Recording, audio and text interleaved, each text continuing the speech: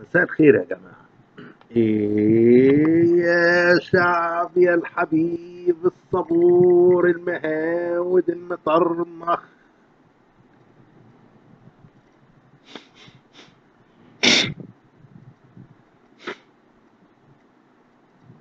حابب أكلمكم النهاردة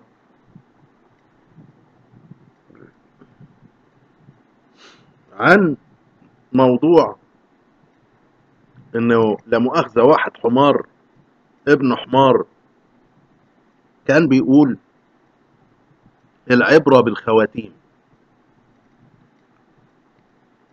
مع إن البداية بتحدد كل شيء. ولذلك بيقول لك لو كانت هتمطر كانت مطرت من العصر. البداية دايما بتحدد كل شيء، انت مش محتاج تحكم، بيقولك الجواب يبان من عنوانه. مش محتاج ان انت، حتى كان والدي كان يقول الفيلم بيبان حلو ولا وحش من اول نص ساعة فيه. والى حد كبير الحكاية دي صحيحة. انا بقى كنت عندي وما بصدقش الكلام ده، فكنت اقعد قدام الفيلم ساعة او اكتر وابقى ضيعت وقتي وشفت فيلم زي الخرا وما سمعتش كلام والدي في الموضوع ده. خلاص. وللأسف في ناس كتير ما بتاخدش الجواب من انه يبان من عنوانه، بيقروا لغاية ما بقرف وبلاوي، ما بيشوفوش المشكلة من اولها. طيب نروح للمشكلة من اولها. وزي ما بيقولوا اول القصيدة كفر. في كده مثل مصري بيقول لك اول القصيدة كفر، ماشي، على اعتبار ان الكفر يعني شيء سيء. فاحنا هنعتبر كلمة كفر دي بغض النظر عن معناها هنعتبرها كلمة شر. يعني اول القصيدة يعني خزعبلات، اول القصيدة كلام فاضي، كلام غير منطقي، كلام مش بس غير منطقي، كلام يغيظ، كلام يدل على ان بقية الكلام وبقية القصيدة وبقية القصة وتوابع القصة والقصص اللي بعديها لنفس المؤلف زي الزفت وزي الخرا وزي القطران، لان اول القصيدة كفر. ماشي، والجواب يبان من عنوانه والعينة بينة. ولو كانت هتمطر كانت مطرت من الصبح. ماشي. طيب الموضوع اللي انا بتكلم فيه هو موضوع معالجة الاسلام وحتى من قبله اليهودية لقصة ادم.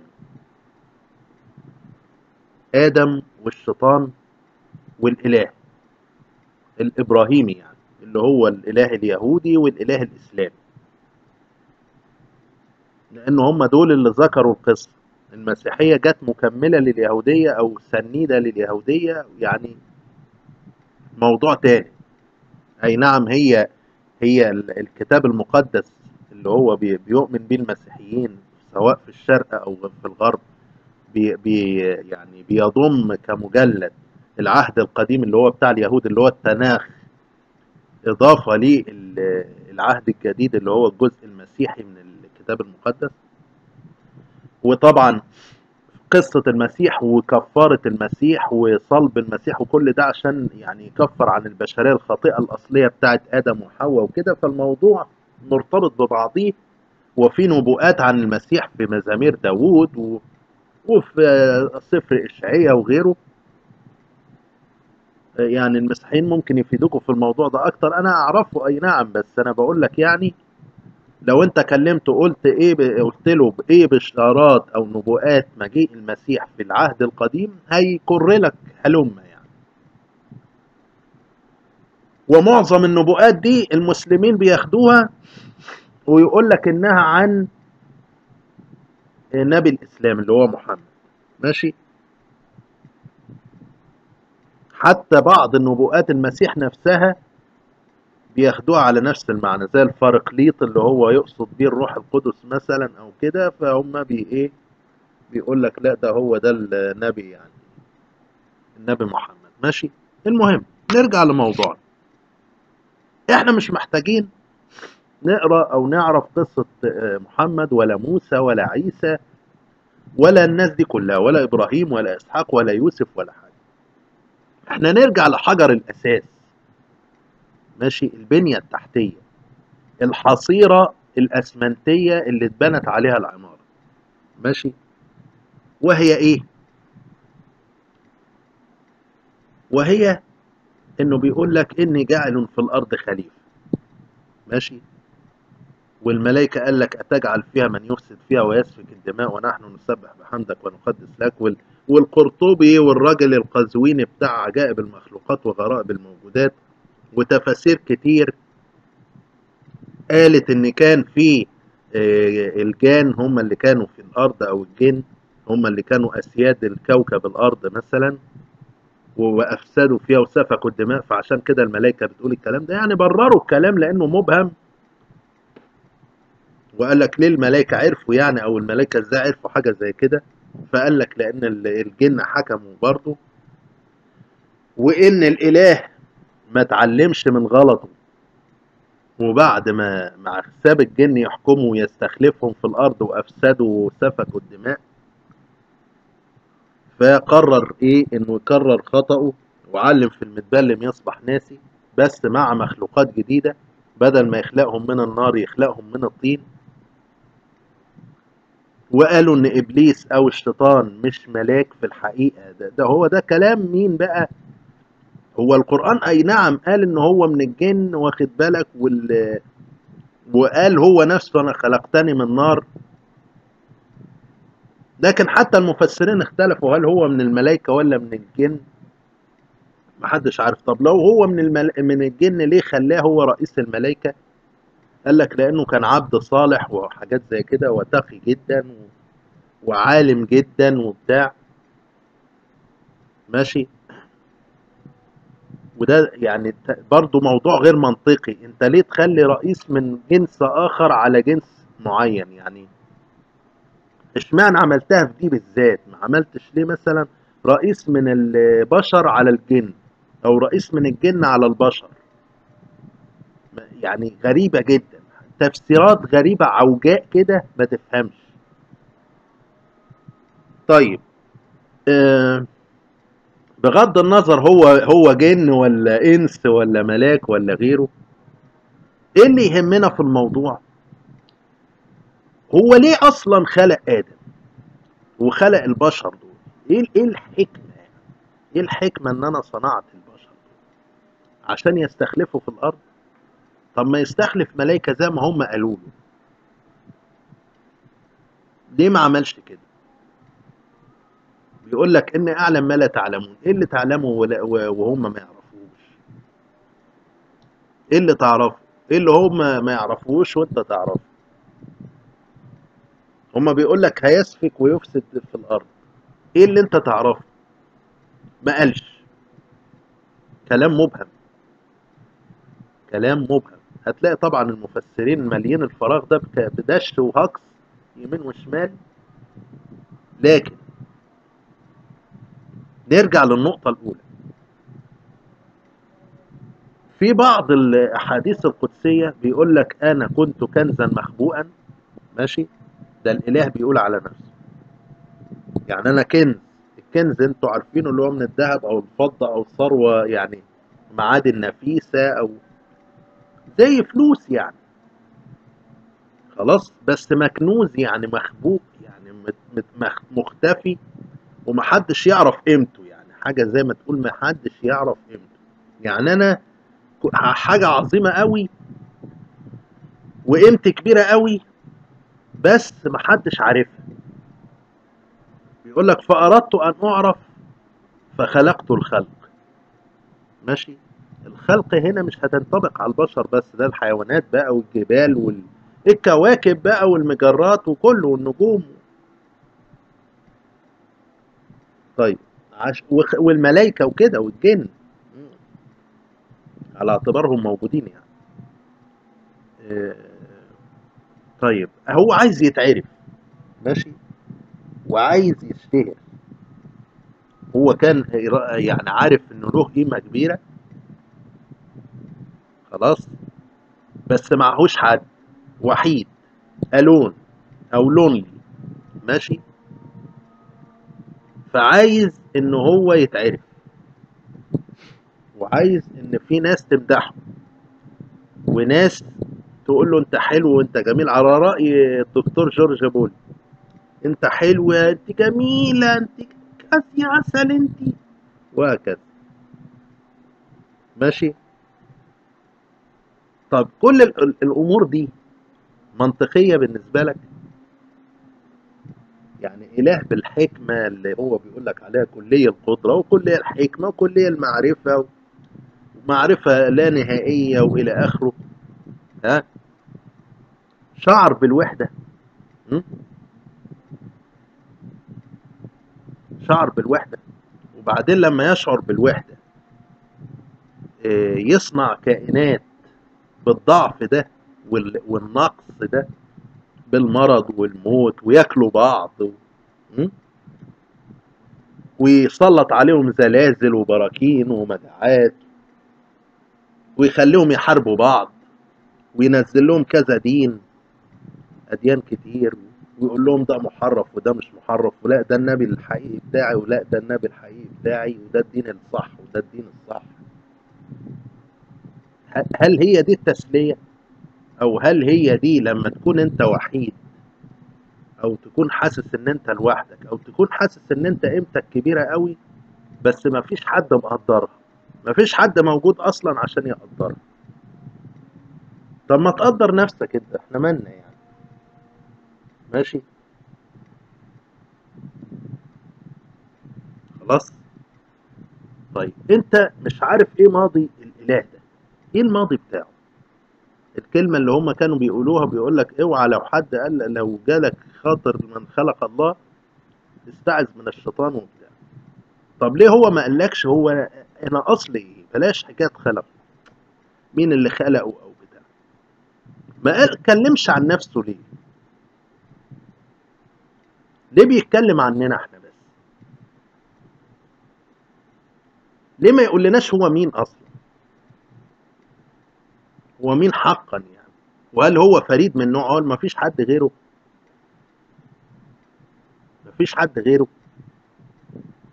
حياته شكلها ايه قبلنا كمان، قبل البشر، قبل خلق العالم؟ كان فين وكان ايه وكان بيعمل ايه؟ الامور دي، الامور دي ليه ما حدش حاول يفكر فيها؟ او المفروض ان هو يعرفها، المفروض ان احنا نعرفها. احنا لم يؤخذ رأينا ان احنا نتاخد من الطين اللي في الارض، او من اننا لا بنسمع ولا نبصر ولا نعقل ولا ندرك ولا عندنا اي شيء من الحواس دي. يعني كنا شبه عدم او شبه جماد، وبعدين خدنا كده وراح باسس فينا الروح وحولنا لكائنات حية، ماشي، بشيء من قدراته، بالسمع، بالبصر، بالحاجات دي اللي هي عنده هو بشكل كلي وكامل، وعامل الكلام ده بشكل ايه، ضعيف وناقص في الكائنات بتاعته. طب ليه ما خلقش الكائنات بتاعته زيه؟ هل هو مش قادر انه يخلي الكائنات زيه؟ ده يتعارض مع انه هو بيقول لك في الجنة لن تناموا ولن تموتوا وهتبقوا خالدين فيها، ماشي.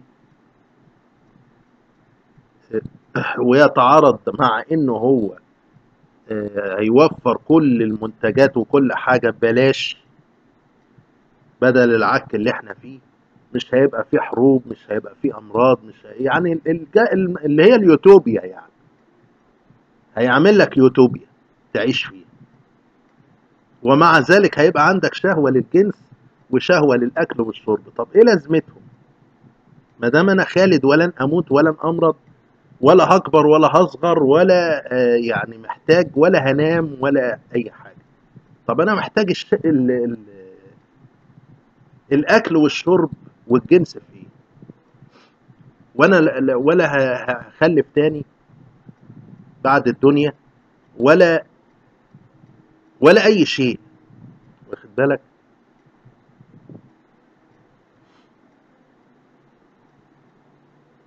فشيء يحير الحقيقه، وشيء غير منطقي. هو مش يحير، هو شيء غير منطقي. القصه بيقول لك الكذب ملوش رجلين. ليه بيقول لك الكذب ملوش رجلين؟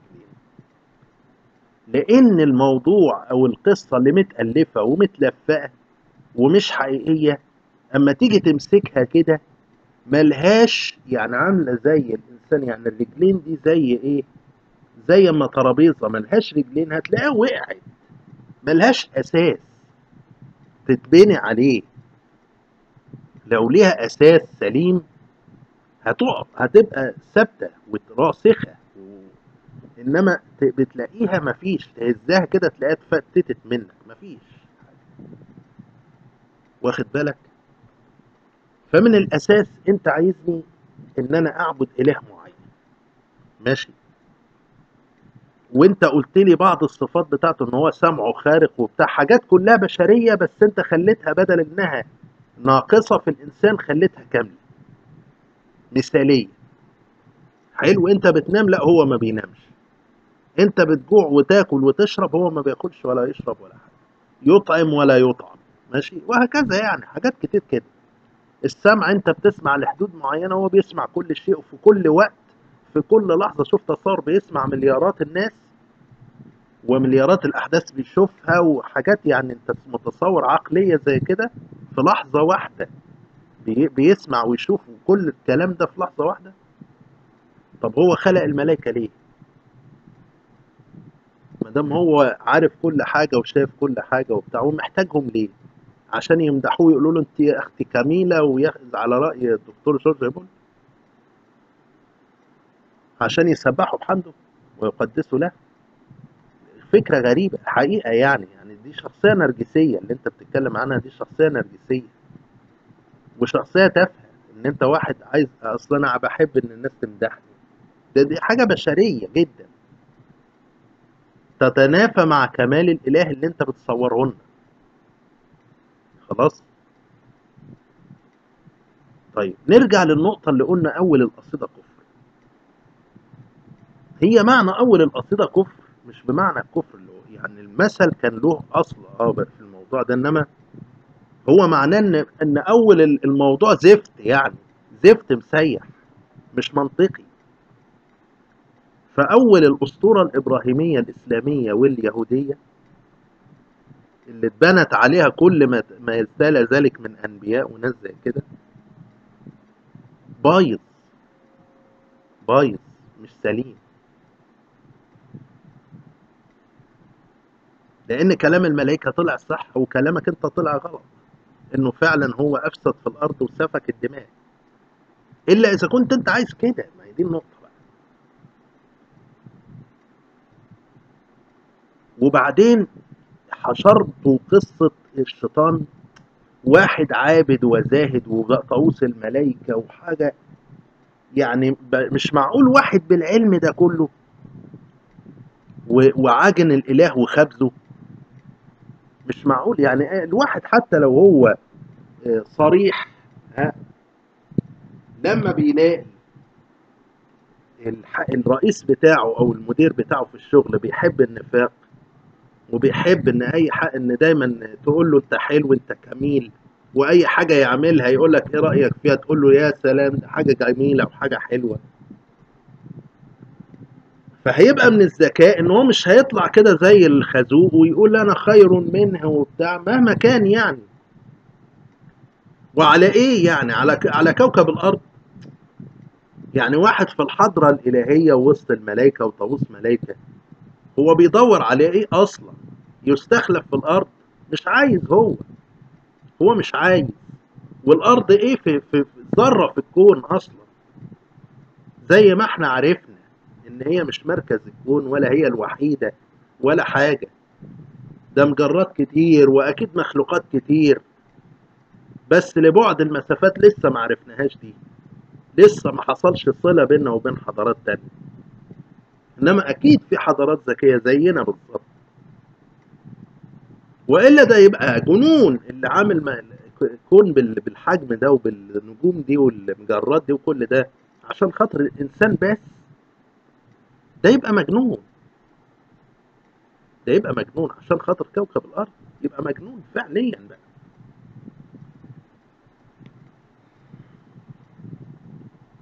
ف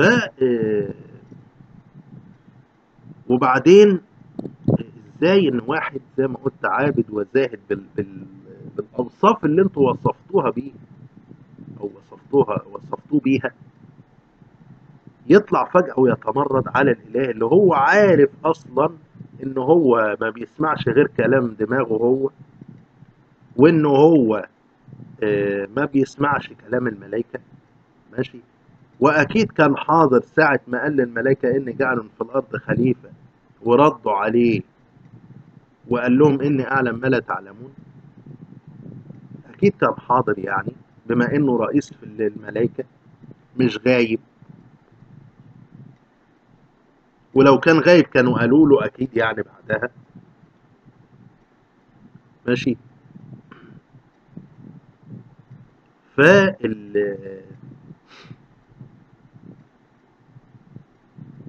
الوضع ده غريب، الوضع ده الكلام ده غريب. ايه اللي يخليه ان هو يحط نفسه ده؟ يعني مش مهما كان ده يعني بالذكاء بتاعه مش هيحط نفسه ابدا في وضع زي كده، مش هيحط نفسه في فخ. ايه اللي جبره يعمل كده؟ عشان قلت له اسجد له والملائكه التانيين سجدوا مثلا معاه؟ وانت بتقول ان ده سجود تحيه، انت بتقول كده في التفاسير. ماشي. اسجدوا لصنعتي يعني، الشطاره بتاعتي، شايفين الشطاره بتاعتي؟ قولوا لي برافو، انحنوا كده ايه تعظيما وتحيه للشطاره بتاعتي. شفتوا يا جماعه انا بعمل من الصلصال اهو ناس وبتاع. حتى الطلب طفولي ومش منطقي خالص، طفولي ومش منطقي. ناس بتعظمك وبتسبح لك وتقدس لك، ايه احتياجك ان انت تقول لهم انا بعمل حاجات حلوه اهو شاطر، فحيوا يعني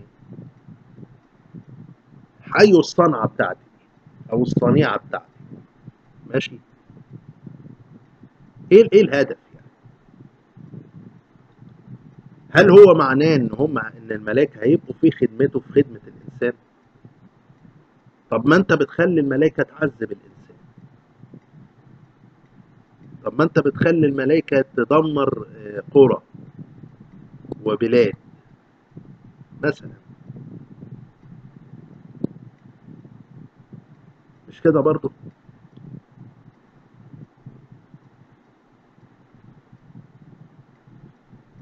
وبعدين هل آدم كان صاحي، كان واعي في اللحظة دي، ولا كان لسه بس صلصال؟ القرآن ما قالناش، القرآن ما قالناش. ماشي. هل آدم سمع الكلام بتاع الشيطان ده كله والحوار اللي حصل والرهان ده، ولا ما عرفش؟ إذا كان ما عرفش وأنت صنعه مخليه أصم وأبكم وأعمى في اللحظة دي وجماد لسه، فأنت معتم عليه، أنت معتم عليه. وبعدين قلت له ما تاكلوش من الشجرة دي وما تخلوش الشيطان ايه يضحك عليه. حلو كده. طيب ايه الحكمة ان انت حاطط شجرة اصلا وتقول لي ما تاكلش منها؟ زي فكرة قصص الف ليلة وليلة والحاجات دي. يروحوا قاعدين بنت مثلا في قصر ويقولوا لها خش في كل الاوض الا الاوضه دي، الاوضه دي مقفوله اوعي تخشي. يبقى انت عايزه يخشها او انت عايزها تخشها. يبقى انت عايزها تخشها، يبقى انت عايز توقعه في الغلط، يبقى انت هدفك انك توقعه في الغلط. ليه تحط شجرة اصلا؟ وليه تحط الاختبار ده اصلا؟ ليه فكرة الاختبار؟ ليه فكرة الرهان مع الشيطان من الاساس؟ ليه تسمع كلام الشيطان من الاساس؟ هو ماسك عليك ايه؟ ماسك عليك ذلة يعني بالقوة بتاعتك دي والجبروت والقدرات دي، ده انت في لحظة كنت تنسفه في لحظة وخلاص، مش محتاج انك تشوهه زي ما بيقولوا، او تخليه خالد وانه يغوي في البشر. ايه الحكمة في كده؟ تسالي. واضح ان انت بتحب تتسلى، واضح ان انت بتحب تتسلى، واضح ان انت زي آلهة الرومان بالظبط والاغريق، اللي هم كانوا بيعملوا بلاوي ومقالب في البشر بتطلع من عينيهم. هو نفس الفكرة. الإله الإبراهيمي لم يختلف أبدا عن زيوس، عن مارس، عن فينوس إلى آخره، من اللي هم مسخوا ناس أشجار، واللي مسخوا الميدوسة مثلا، وكتير يعني القصص المسخ والحاجات دي والعقابات بتاعت الآلهة والعقوبات يعني الأساطير الإغريقية والرومانية، إضافة لبعض الأمور في العقيدة المصرية القديمة والديانة المصرية القديمة ويوم الحساب والحقول بتاعة القصب وحقول يعني تعتبر الحياة الأخرى والميزان وكل ده، كل ده اليهود خدوه والمسيحيين خدوه، ومن بعدهم الايه نبي الإسلام خده، والمسلمين بالتالي خدوه والإسلام خدوه. بس يعني حوروا فيه وطوروا فيه، بس في النهاية فضل الإله سادي، فضل الإله بيحب الألعاب وبيحب الرهانات. يراهن الشيطان على أيوب، ومن قبل أيوب يراهن الشيطان على بني آدم كلهم. أيوب مين؟ ده أيوب ده في الآخر. مش بقول لك أول القصيدة كفر، أول القصيدة كفر، الرهان ده أول القصيدة كفر. وقبل الرهان مجرد إن أنا آخد طين جامد في حاله ملوش دعوة بحاجة واعمل له سمع وبصر والى اخره، وبعدين اعيشه في الام وعيشه في عذاب وعيشه في مرض وموت احبابه وخليه يبقى له ابناء وله اباء وموتهم، سواء طبيعي او بامراض او بحروب او غيره. ما هو ده اول القصيدة كفر. كل ده، كل القصيدة كفر، هي كلها من اولها لاخرها. مش محتاج ان انت تبص الانبياء بعد كده ولا حاجة، انت بص لاساس القصة. اول القصة واساسها بلوى سودة، بلوى سودة. ايه الحكمة ان انا اخد جماد واحط فيه مشاعر واحاسيس وشهوات والى اخره، وبعدين احاسبه وارميه في النار في الاخر؟ طب انا ايه اللي استفدته؟ ايه اللي استفدته من الموضوع ده؟ تسالي، بستسلى، انا وحيد وبستسلى، ودي ممتلكاتي. هي الفكرة ان انت عبد في النهاية، دي ممتلكات، وهو الرب وانت العبد، يعني هو السيد وانت العبد. انت لا تملك من امرك شيء، مش بيقول لك انك لا تملك من امرك شيء؟ واخد بالك؟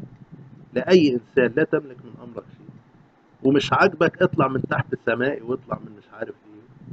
هو حد يعرف يطلع من تحت السماء مثلا؟ ابدا. واخد بالك؟ بس كلام كله طفولي، كلام كله ديكتاتورية من الاساس.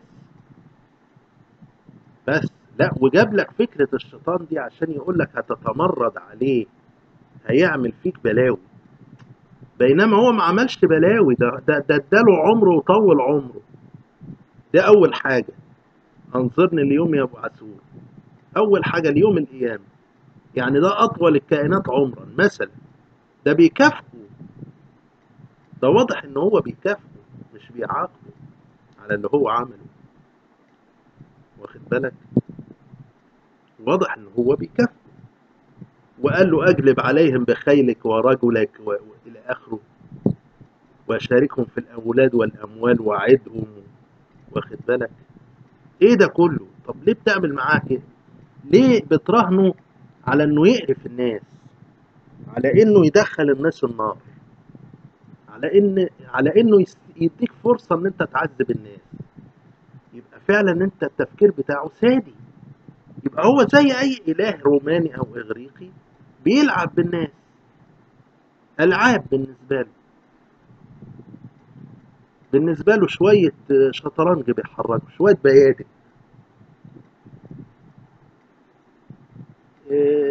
ما اظنش ان اللي انا بقوله ده جديد، او ما اظنش ان يعني ان انتوا ما سمعتوهوش من ناس غير كتير يعني، بس هو واضح ان الكلام ده ما بيأثرش في حد، ولا حد عايز يسمع اصلا، بس انا اعتبر بقوله لنفسي، او بقوله خلاص، هو جه على بالي وحبيت اقوله. آه، فالفكرة من الاساس ان انا اخد طين جامد او نار، زي يعني فكرة الشيطان نفسه. الشيطان نفسه ما هو مظلوم برضه في القصة دي، ليه اوقعه انا في الغلط؟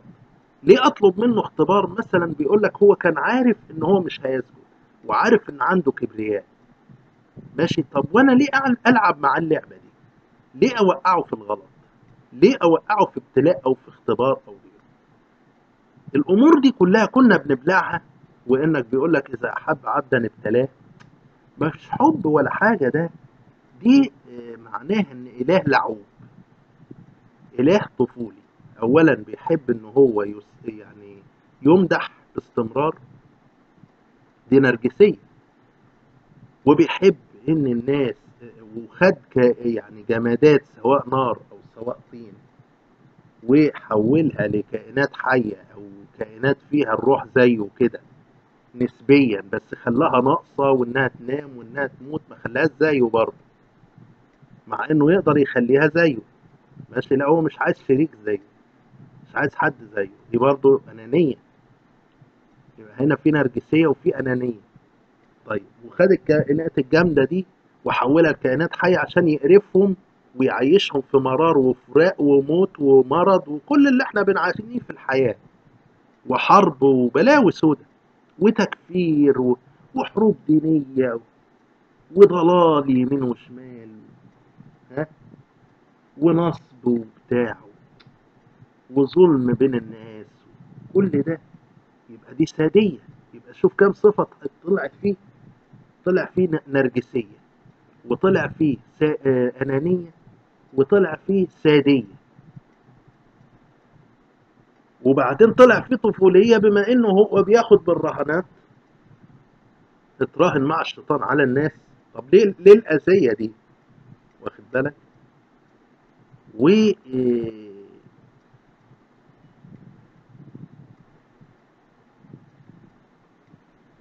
وساب الناس في تعدد أديان، واخد بالك؟ مع انه كان يقدر ينهي اللعبة دي كلها مثلا، واخد بالك؟ الصفات دي مش بس ما تنطبقش على شخص واحد او اله واحد، والاقرب في المنطق ليها هو المنظور بتاع الاساطير الاغريقيه والرومانيه، او الديانه الرومانيه يعني، والديانه الاغريقيه، عشان دول اديان برضو بس انتوا سميتوها اساطير وميثولوجيا، ودي تسميه خاطئه، ان دي كانت اديان فعلا، بس انتوا لما جبتوا المسيحيه واليهوديه والاسلام فرضتوها على الدنيا، حاولتوا تقولوا انه ما فيش غيرهم اديان، فبقيتوا تقولوا حكايه ميثولوجيا. فهي دي الاقرب، ان هي الهه بتحب وتكره، انها منها ذكور واناث، ان منها اللي بيساعد البشر ومنها اللي بتجيله اهواء ويحب يعذب البشر او يمسخ البشر، والقصص على ذلك والامثله على ذلك كثيره، لا يحضرني الآن إن أنا أقولها كتير يعني أو أتذكرها، إنما في أفعال كتير لديانا والفينوس أو أفروديت ولزيوس نفسه ولهيرا. مسخوا ناس ومسخوا كائنات، مسخوا ناس سواء رجالة أو ستات لأسباب واهية أو لعقوبات أو إلى آخره. كلها لما تشوفها تلاقي فيها تطابق غير عادي مع العقوبات والعذابات والأسلوب السادي والنرجسي والطفولي والأناني اللي عند إلهيم أو يهوه أو الله أو الإله الإبراهيمي الإسلامي واليهودي خصوصا، واخد بالك، أكثر من الإله المسيحي، لأن المسيح يعني ما اتكلمش في يعني إيه، يعتبر حاجة صغيرة كده، كتيب صغير ما فيهوش حاجة يعني قوية قوي زي الاثنين دول. اليهودية كان الإله صارم وحقود وغاضب وعمال يدمر ويخرب ويعمل أي حد غير اليهود، خصوصا يعني متركزة على كده، وبيعاقب اليهود نفسهم لو هم مشيوش على هواه، ماشي، ومركز معاهم، لكن ما اهتمتش بموضوع العالم الآخر. وفي يهود كتير حتى ما بيتكلموش عن حكاية البعث والنار والجنة والكلام ده. خلاص. المسيحية هي اللي اتكلمت شوية، الإسلام بقى جود فيها واصطفاط على الآخر بقى، واستعملها للترغيب والترهيب بوضوح قوي، بوضوح قوي، يمكن تأثرا بالزرادشتية مثلا يعني، واخد بالك. بس فالفكرة من الأساس أول القصيدة كفر زي ما قلنا، مش محتاجين نبص لبعد كده إيه، هو كده لوحده الكلام ده كفاية أوي. وأقول لكم سلام.